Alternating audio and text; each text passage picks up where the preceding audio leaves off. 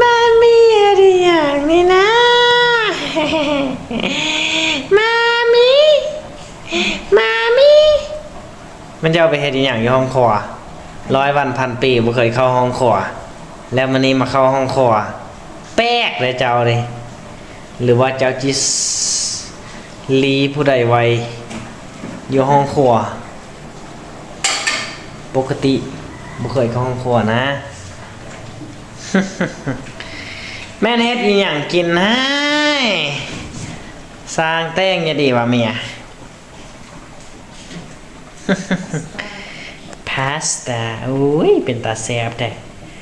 เดี๋ยวมายาสิลองซิมเบิ่งเด้อมายาน่ะ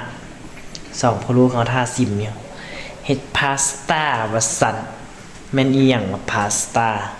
อาหารฝรั่งเพิ่นเฮาบ่รู้จักดอกมายาไปท่าซิมรูปเดียวแล้วได้ท่าซิมมัมมี่ท่าซิมฝีมือของมัมมี่ว่าสิแซ่บซำใดพาสต้านี่นะต้องได้เรียนกินมันฮอนโอ้โหแซ่บอยู่แต่ฮอนขอบใจถ้าเมียได้จะได้บันทึก